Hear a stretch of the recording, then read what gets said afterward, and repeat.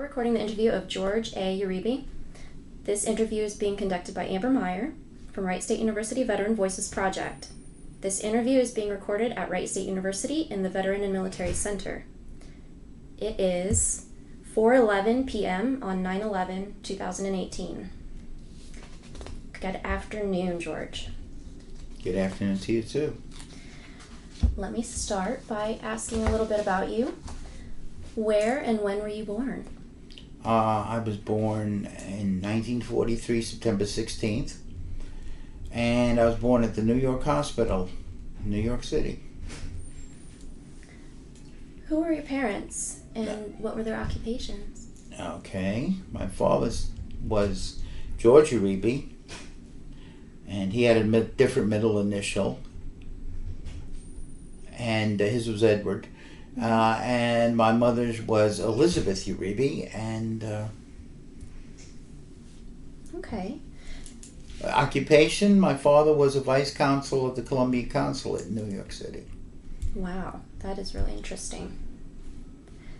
How long did he serve in that position? From 1952 to 1960. As a matter of fact, he got his papers it was signed by Dwight Eisenhower. Oh, that's really neat. To give him his accreditation as a council member, Okay. Did you have any siblings? No, I had a sister that lived for 3 days and she passed away. So, no, I was an only child. What were you doing before you entered the service? Well, I had gone 4 years to college and my exemptions ran out, so I just didn't finish. The first 2 years I went full-time, the second 2 years I went part-time. So I had the credits for a junior in college, and that was it. And then the draft came along, and I was drafted. How did that make you feel? Well, it wasn't good, but at the beginning I was ambivalent about the war. I was drafted in 1965, actually, and I didn't know much about the war going on. So I believe personally that if you want to live in a country, you do service to it. So in other words, if they ask you to go to be a soldier for a period of time, you should be obligated to do it. So I said, okay, not going to fight this. Because actually, because my father worked for the consulate at one time, I was exempt. I had dual citizenship, basically. And I could have gone the other way and said, well, no, I'm a Colombian citizen. I don't want to fight in the war. And that's it. And I said, no, I'm not doing that. So I ended up going into the service in February of '66. How long after you went in the service did you end up going to Vietnam? Let's see. We went over in September of '66. Okay. What branch did you serve in? The United States Army. Actually, it was called First Log, because we were a transportation company. Very interesting. What was your job while you were in country over there? As a driver, hauling different types of freight. Originally, we were sent to an Air Force base. My platoon was sent to an Air Force base because there was a backup of LSTs. Are you familiar with those? No, sir. Okay, they are a cargo ship that has front doors that open up. And they have a ramp inside, and you go, the cargo was inside. Now, the problem in Fan Rang was they were backed up 59 days because they were using tractor trailers, and the tractor trailers could not get on the beach itself to get loaded. So what they had to use was a forklift, an Army forklift, and go on the ship, pick up a pallet, bring it out, across the sand, load them one at a time. So by the time they got loaded, it took almost an hour. Our trucks were much stronger. We had the same engines as the tractor trailers did. and we could drive right on the LST. And that's what we did. So it took us basically from 5 to 10 minutes to get loaded. And then we come off the ship loaded and get up through the sand and go on the road and make our deliveries. Wow. So we were there 89 days and we eliminated the 59-day delay. Did you have a choice in your branch of service when you were picked up by the draft? No. So it was straight to the Army? Yes. Okay. At the time, though, they were also drafting for the Marines. And the way they did it was they'd have people stand in a line, and every fifth guy had to go to the Marines. So, not that you had a choice. Because one of the people at my wedding ended up being in the Marines and being in Vietnam the same time I was. He was up north. What part of the country did you serve in? I was based in Cam Ranh Bay, but since I was in a transportation company, I was in 5 of the 7 provinces there. So, how was boot camp? miserable. To start the story, we were sworn in Whitehall Street, New York, and then we put on a train and sent down to Fort Jackson, South Carolina. They didn't have any barracks ready for us or anything, and it was the rainy season. So we were in our civilian clothes for 3 days straight in the rain because there was no place for us to go. During that time, they gave us a battery of tests to see what you qualify for. During the test, I fell asleep, and the only thing I didn't qualify for was nuclear reactors. And I have an IQ of 153. So it wasn't that I had a problem with any of the questions on the test. It was just I was very tired. So I wanted to be in transportation. I didn't particularly think the infantry was a very healthy occupation. And as I said, I was married just before I went into service. I sort of broke every rule. They said, first of all, don't get engaged, don't get married, and don't get your wife pregnant. Guess what? I did all 3. Oh my. So, anyway, so that's how we ended up building our own tents to if this, and then they finally issued us clothes after 3 days, and we started basic training. But because of the rain, I caught upper respiratory infection. All right. So the 4th or 5th week of basic training is shooting. Now, if you don't take shooting or you don't take marksmanship, you have to start basic training all over again. So I checked myself out of the hospital with 103 fever and went back to my basic training unit to take the test. Because I said, I'm not going through this again. I'm a very stubborn person, as you can see. Anyway, got back, got better, kept on taking the medicine while I was there. The next week I took the rifle test and ended up with a marksman rating. Would have been expert, but not all the targets came up, so. Okay. What rank, if you don't mind me asking, did you exit the service with? Well, at the time, on the day I was eligible to be a private first class, I was private first class.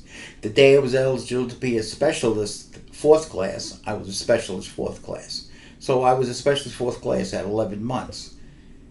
And when I went to Vietnam, they wanted me to become a sergeant or a specialist 5th class. And I said, no, this is not going to be my career. I'm in for the shortest amount.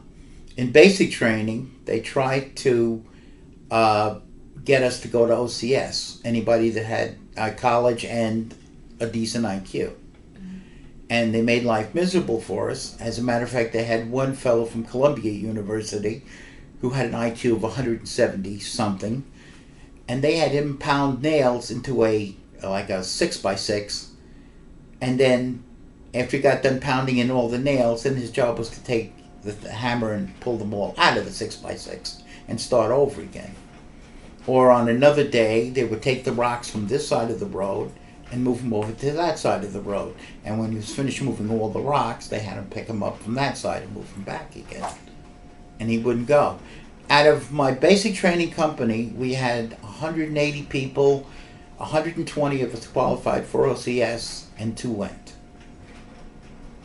Is that right? Yeah. So there was another incident that happened in basic training.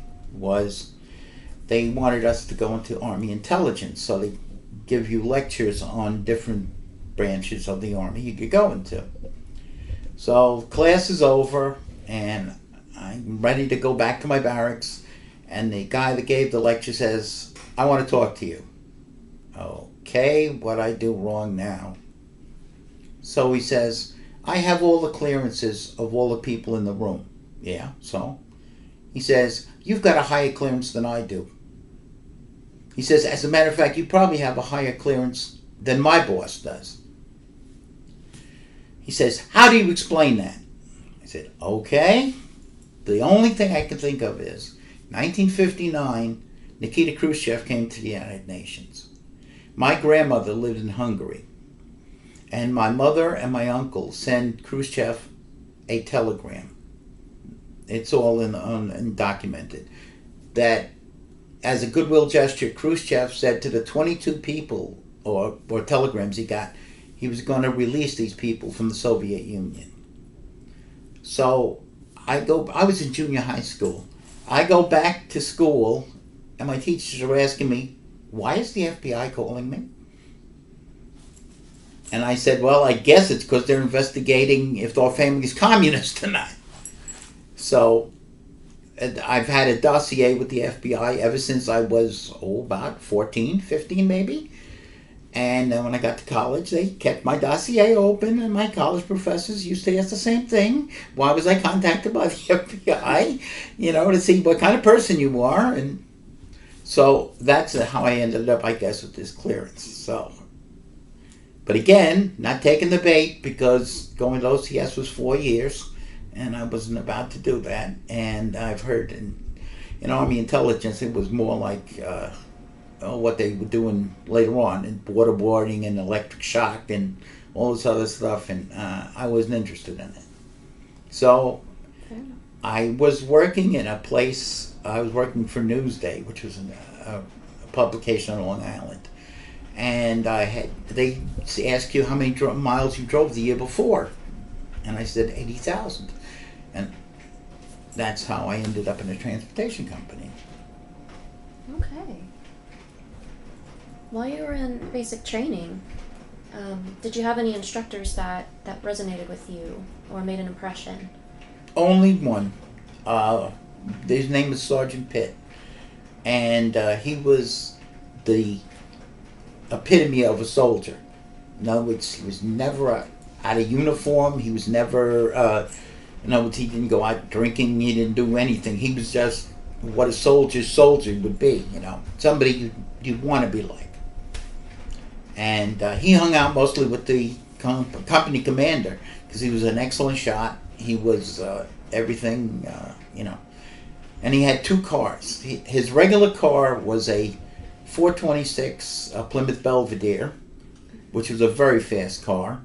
And then he built a hot rod, which was even faster than that. He liked drag racing. So he was the one sergeant that impressed me the most.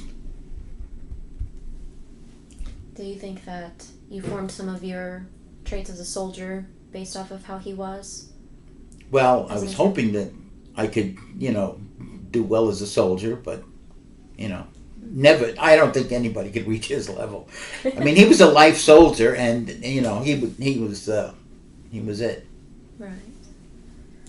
Circling back to your time in Vietnam, how long did you serve there totally? 13 months. 13. Because I wanted an early out. And at that time, if you went back with less than 90 days, you got out. So I extended till I had 87 days left in Vietnam. And then I went back home and got out. One of the reasons was we got a lot of reports back that people that were in Vietnam got into trouble when they got back. Because your whole attitude changes. I mean, I'm being held for PTSD right now. And I had it when I got back, but the military didn't recognize it. When I called for help back in 1967, and they said, "Too bad, suck it up. You know, we don't recognize that as a problem." So I lived with it for 50 years. Luckily, I had a very loving wife, and she got me through a lot. But I was a very happy-go-lucky person before I went in, and when I got back, I was this kind of person that if I didn't like what you were saying, I would hit you before I would continue the conversation. So that's how, you become like the junkyard dog type of thing, you get vicious. So Right. I was lucky enough that I could not have to go back to work right away, and I spent 6 months doing self-therapy, trying to get myself back to the point where I thought I could fit in with society. And that's what I did. And then I went out and got a job right away. Took me, I think, 2 weeks. And I started working for Woolworth. That used to be a retailer back in the 60s. And I worked for them for about 2 years. They had a 4-year management program, and I finished it in 11 months. So the only problem with them was that they didn't want to move me anywhere near where I lived. So instead of saying you can have a store near where you live, they kept on moving me further and further away. So my commute was almost 4 hours a day. Yeah. Because it was on the other side of New York City, and I lived on Long Island, so. And how long did you keep that up? Not too long. I gave him an ultimatum after about 6 weeks, and I said, "Look, if you don't move me to where you promised me when I first took the job, I didn't care where in Suffolk County. That's where I used to live." I said, "Then this is considered as my resignation," and I quit. Every time I brought it up prior to that, they kept throwing me a bonus or a raise or something like that. This was their way of saying, "Oh, well, get over it." Mm-hmm. So after a time, I said no. So I was out of work, and I applied for unemployment. Before I got my first unemployment check, I got another job working for a place called Fidesta, which was a subsidiary of Firestone. It was a tire place, a tire center that was near department stores. Are you familiar with Macy's or Kohl's or something like that? All right. Well, they used to have tire centers that were leased departments, and they were next to the thing. So if somebody wanted to go shopping, let's say, and have their tires or their muffler work or something like that done to their cars, they could drop it off at us, and they go shopping, and when they're done, they come out and pick up their car. So when I went to this one store, it was in Manhasset, New York, which is a fairly high rent district. It's the houses are very expensive there. As a matter of fact, some of them you might consider mansions. I remember one old lady that brought her car in, and she said, "Could you drive me home?" So I said, "Sure." So she gets in my car, and I drive to her house, and she was in Muncie Park, which was inside of Manhasset. It was a 6-block area of really expensive houses. So we get to her house. She says, "I live here with my sister." This thing was 3 stories high and almost a block long. I mean, it was in the millions back then. Okay. The store I worked at, the back of it was connected to the Jock Whitney estate, and that was just on the other side of the back fence of where the store was located. So Jock Whitney was owned part of Newsday, as a matter of fact, at one time, and his sister, Joan Payson, used to own the Mets. Wow. So yeah, so as I said, it was a high rent district. Okay. Anyway, we got to the store. It was the 20th top store in the country. We had over 4,000 tires in the regular season and 5,000 in the winter because of the snow tires. And I worked there for 2 years, but within the first year, I helped get the store from number 20 to number 1. We were the top store in the country. We had the biggest sales, the biggest months, the biggest everything, And it just was a lot of I didn't care about the time. I just used to be there, and I used to let my paperwork go and then stay till 10 o'clock, 11 o'clock at night because I wanted to succeed, and there was a bonus involved. So anyway, I worked there for 2 years, and finally I just got tired of it, that I had to keep on doing all this extra work. And another thing was that when we maxed out the bonus for the store, the company decided to change the way you figure the bonus so that you can't max it out. So instead of rewarding you for doing a good job, they turn around and try to finagle it so that you do a good job, but you don't get paid for it, right? So anyway, after that, I said, I'm leaving. And they said, you're going to Goodyear? And I said, no. And he said, you sure you're not going to Goodyear? Because I was in line for a store myself. And I said, no, I'm not going there. And I opened an auto parts store, which was a franchise. And we had that for 7 years. Until we hit a recession. And what they did during the recession was they decided to make it so that the retailers could not raise their prices. So they took the 100 top items in the stores and said those prices cannot be changed. But that didn't say that the wholesalers that we got the products from or the manufacturers couldn't raise their prices. So as a result of that, we used to sell carburetor cleaner. I know nobody has carburetors anymore, but they have fuel injection. Anyway, it used to cost us 65 cents a can. We used to sell it for $1.29. By the time the recession had run its course, we was paying $1.27 for something that sold for $1.29. So you couldn't exist. So we went out of business in 1977. In the meantime, I had bought a van, and it was easier for me to pick up from the central warehouse stuff with a van that I brought out to the store. And I started looking for other jobs that I could use the truck with. So we ended up working with a company that delivered circulars. And from that, I started doing part-time work. And then when we closed the store, I started doing that full-time. Okay.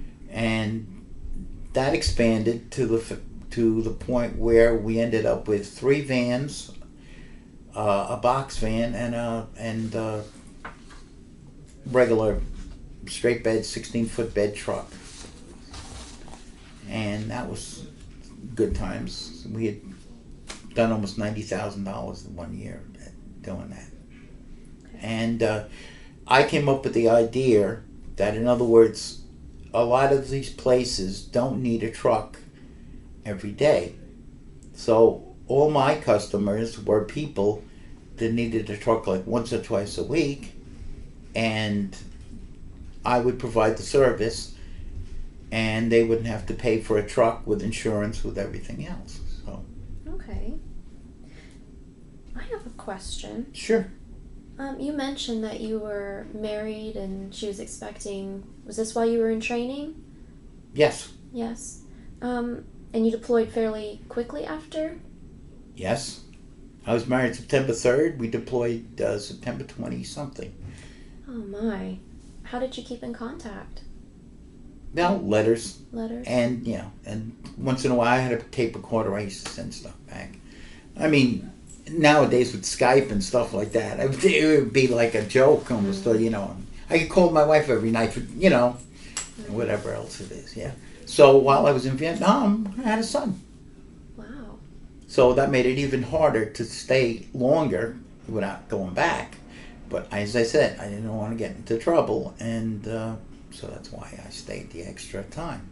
So when you came back, about how old was your son? 4 months. 4 months.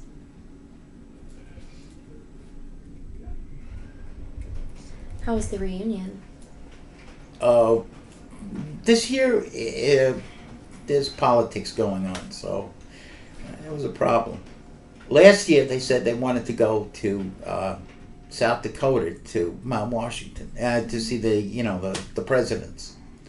Nobody did any kind of research on it, and when my wife and I got home, we looked on the internet and found out that there was no way to get space this year for reunion, that if we asked last year, we could get it for next year.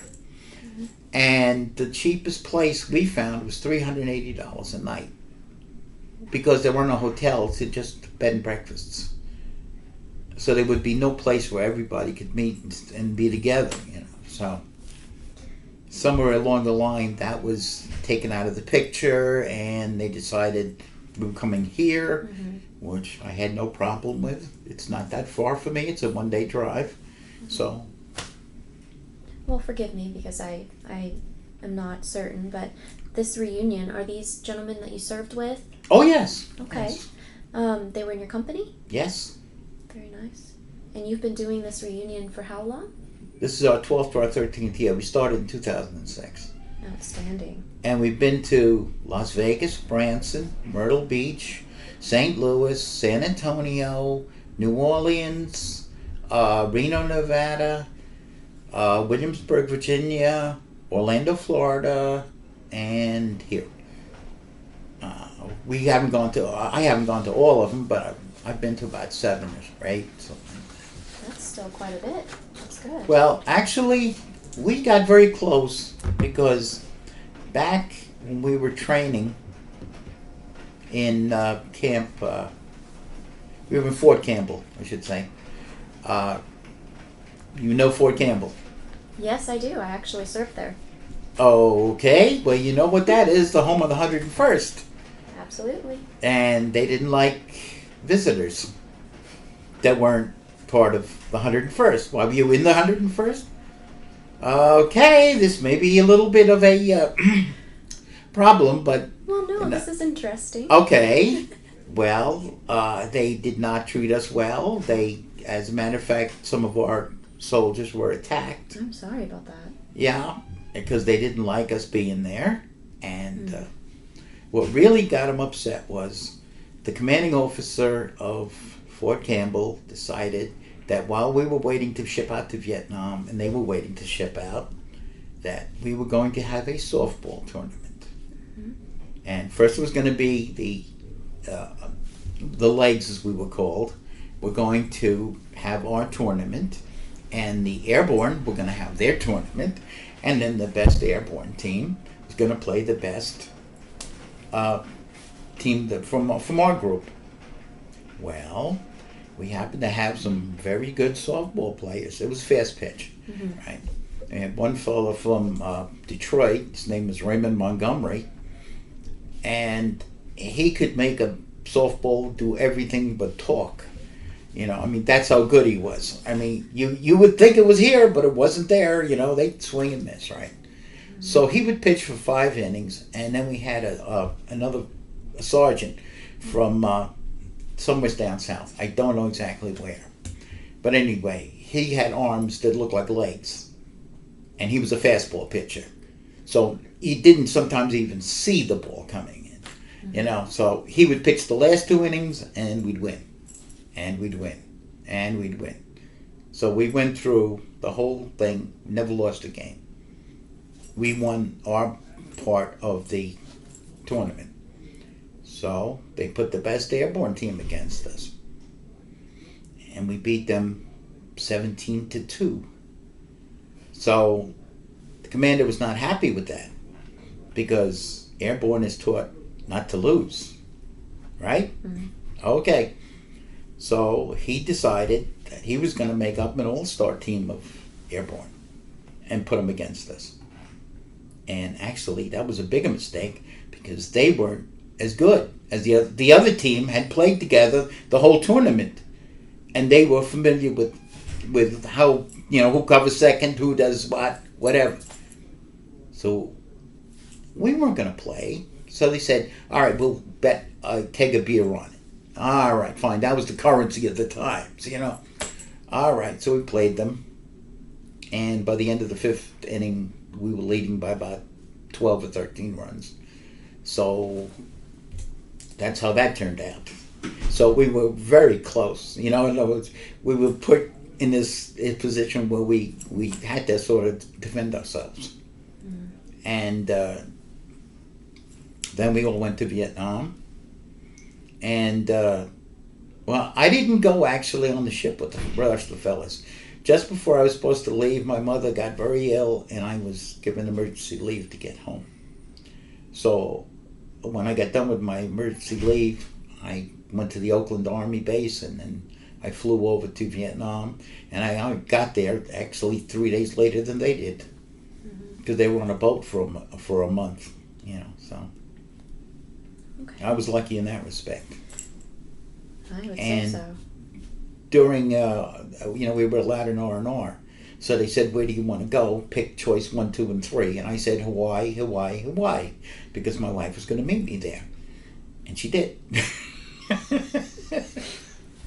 Very nice. How long was your R&R? Oh, a week, I think. Mm-hmm. They said, oh, you're never going to get Hawaii and this and that. And I think I said, oh, yeah.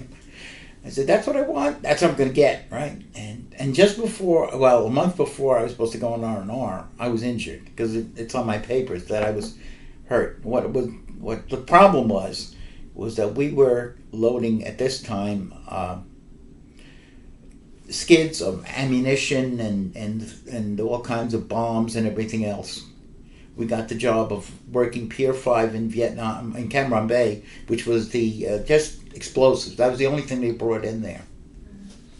And the other thing that surprised me was, usually if it's something like that, you're supposed to go to training for handling explosives. One day we were hauling, like I said, mattresses and toilet paper and foodstuffs, and the next day they said, you now get Pier 5 because of our record. And we had set some tonnage records in Vietnam prior to that. Mm-hmm. So you get the prize of Pier 5. So we were the exclusive company on this thing. So anyway, it was very windy by the water. And we had to throw ropes over to tie down our loads. And the rope would never get all the way over the truck because of the wind. The military would say you have to park this way. Mm-hmm. Yes, but that's in the wind. But that doesn't matter. If we could turn the truck around, we could throw it with the wind and we'd have no problems. So anyway, we'd get it up as far as the top of the load, and then you have to climb up on top of the truck, take the rope and throw it over the rest of the way. I was on top of the truck. I was coming down on where they used to keep either the rifles or whatever. They used to have like those seals.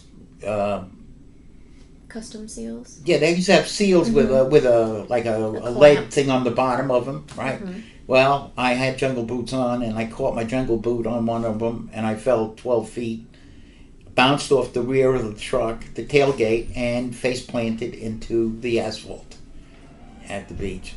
So this whole part of my forehead was gone. The skin was ripped off. This whole arm was ripped open, and I had cuts on both sides of my face.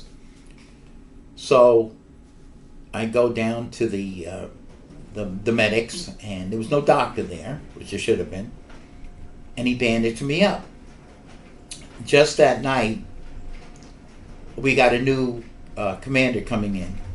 So now I'm groggy with a concussion, but I don't know what a concussion is yet, right? Mm-hmm. And two of my friends are holding me up, and it was a mandatory thing that all the members of the company had to meet the new colonel. So I'm standing there. He gives this whole speech, and he calls me over. Right, I'm still like out of it pretty much. Mm-hmm. And so he calls my captain over, and he says, "What happened to this fella?" He says, "Well, all I heard was that he had a fall, and he was sent to the dispensary, and they bandaged him up." So the colonel says, "What did the X-ray show?" So the captain looks at me. He says, "They didn't take any X-rays." No, didn't take any X-rays. So the colonel says to my captain, "You take this man right now back to the place. You get a doctor.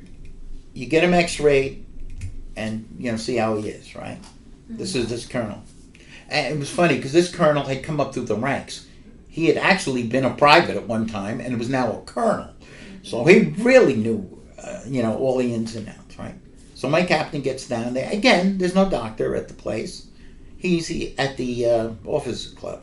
Mm-hmm. So my captain gets on the phone calls the doctor, says, I'm a captain, you're a captain.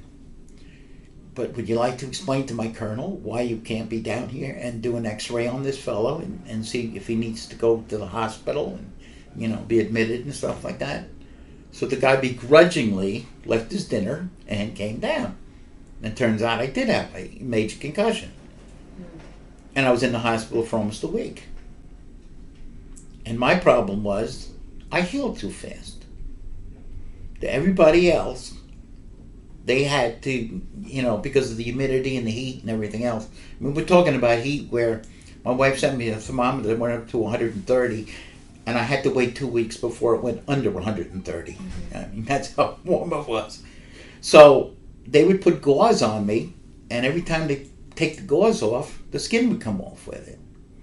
So after the second time, the doctor says, look, this was another doctor. They had like a Vaseline type thing called Furizon. He says, look, I'm covering you with this. I'm not supposed to do this, but let's see if this works. And that did it. I healed underneath the medication as opposed to trying to put gauze on it. But one of the fellas sent me a picture that he took, and I looked more like the Mummy. Have you ever seen that movie? Mm-hmm. Yeah. Well, all you saw were my eyes, and that was it, because I was bandaged across my head, my face, my arm, the whole thing. My goodness. So that's where I put down on my paperwork that I was injured in Vietnam, but it wasn't I wasn't shot, I wasn't anything like that. It was just that I was hurt in an accident. Okay. My goodness. Were those your only injuries throughout your service, mainly? Yeah. Yes, that was it. Okay. Are you currently a member of any veterans organizations? No. No? I was a member of the AMVETS for 1 year because of my best friend who died of Parkinson's about 3 years ago. Mm-hmm. Lives in a town right near here, Circleville, Ohio. Mm-hmm. And they have a pumpkin show every year. And he said that he invited us to come there when we got back from the service. So this is another funny story. So to get out of work, he told his boss, he says, I have 2 friends coming in from New York and I want to meet him, because he was working the night shift and he was working the day shift and he wanted to go to the pumpkin show. So this is the story he remembered that he told us. We told him nothing that we were coming. And all of a sudden, right in the middle of town, which was a blinking light at the time, this is going back to 1968, we meet him, right? Mm-hmm. Not 5 minutes later, his boss shows up and goes, hey, Jimmy, these are your friends? Yeah. He said from then on in, we went back like 8 or 9 times, and he said his boss never, ever questioned him again about whatever he told him. Because there we were in person, right there at the pumpkin show. So anyway, getting back to why I joined the AMVETS was that they had a float in a parade, and when my daughter was around 6, she wanted to ride on the float, but you had to be a daughter of an AMVET. So I joined the Circleville AMVETS back in 1970-something. My daughter was she was born in 70, so it must have been about 76. So that was my only venture into joining a veterans organization. Okay.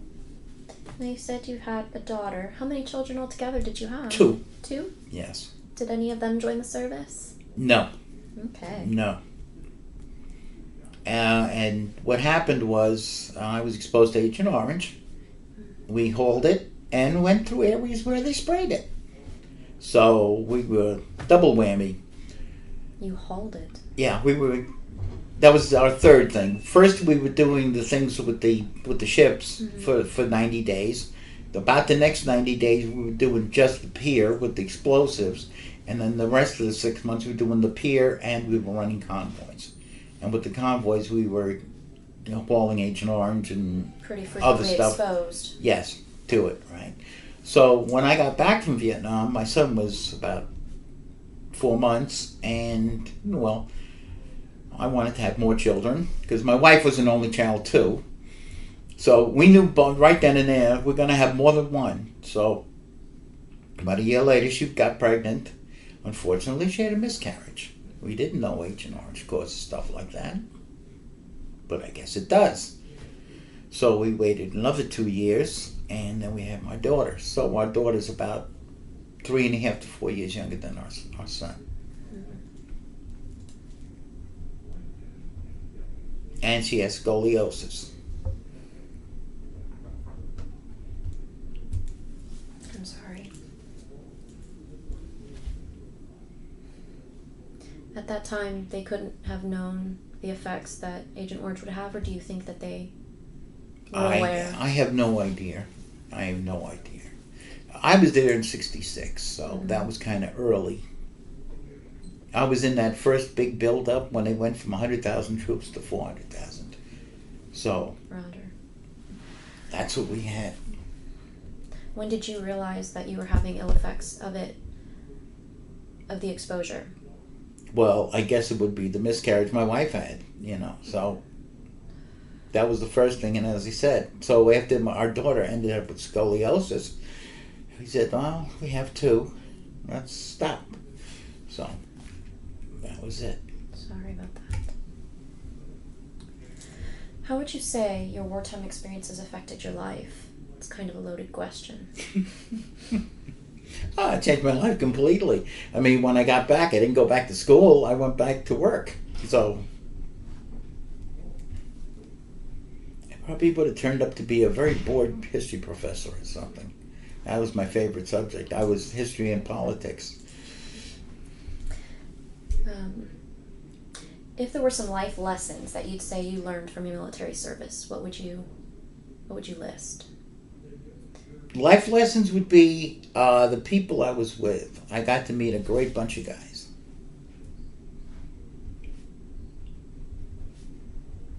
Some of those gentlemen are having the interviews today. 2 of them are, yeah.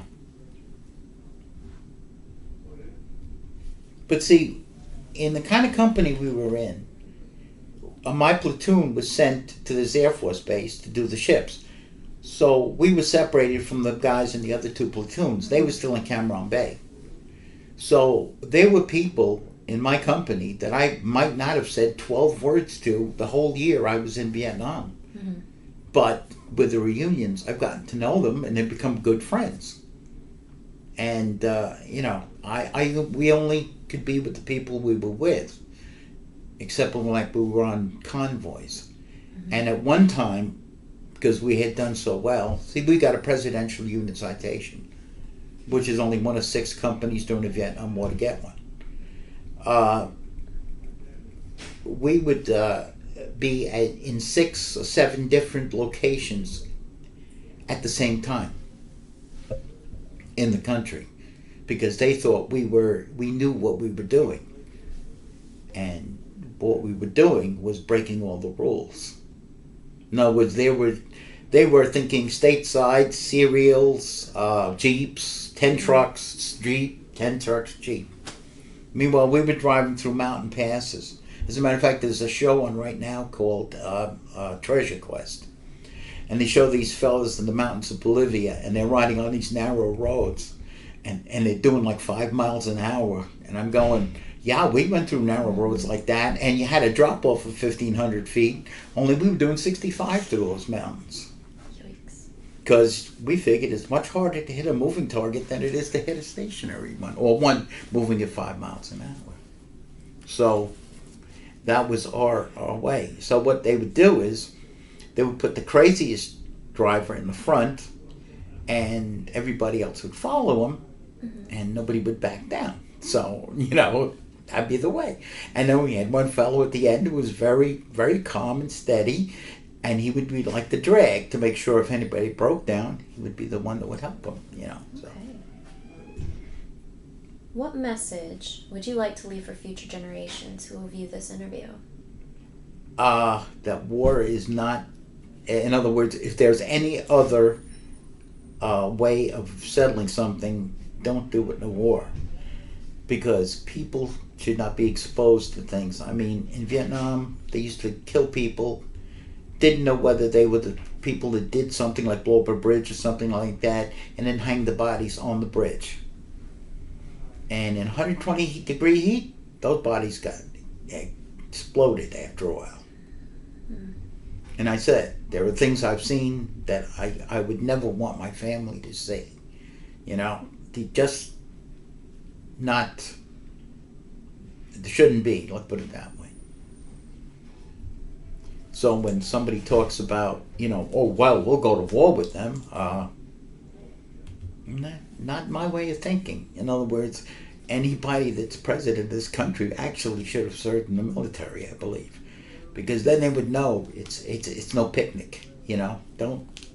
That should be the last way of doing something. Okay. Well said. Is there anything you feel that we haven't discussed or you would like to add to this interview? No, I don't think so. I mean, just outside of the fact that in Vietnam, you know, we try to do our best. And evidently we did do our best because we did win that presidential citation. So, you know, and our idea was that if you work hard, you don't think about the time. And we worked, our regular duty in Vietnam was we worked 7 days a week, 12 hours a day. You were 12 hours on, 12 hours off. And that was it. One day we had the chaplain come to us, say, why isn't anybody going to church? Because we're working and we're not allowed to. Well, the chaplain was a colonel, and he went to the company. He went to the battalion commander and said, "These fellows built me a church. Now, why can't they go to it?" And that was another thing. We did a lot of construction work over there. We had to build our own base, and at the beginning, it was strange. We got to Vietnam, and we went to the lumber yard to get our lumber that we needed to make bases for the tents. Because, see, we weren't allowed to have permanent barracks because we were a transportation company. So I was in the service for 22 months and a few days, and I lived in a tent almost 2/3 to 3/4 of the time I was in the service. So when I got home, the first thing I did was like, wow, solid walls. I can understand that. So we did that. And the only other thing I could think of was when we got home, instead of landing at the airfield and walking through the terminal like real people, the country was in such turmoil that we ended up landing at the far end of the airport that they had to drive a bus out there.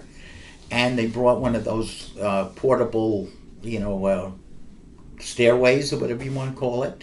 And they had to put that there, and we had to disembark the plane nowhere near the terminal. And they loaded us on the buses, and so we could get to Fort Lewis without getting spit on. That's how the country had changed. So by the time we got back, and that was only a year and a few months. So. Oh my goodness.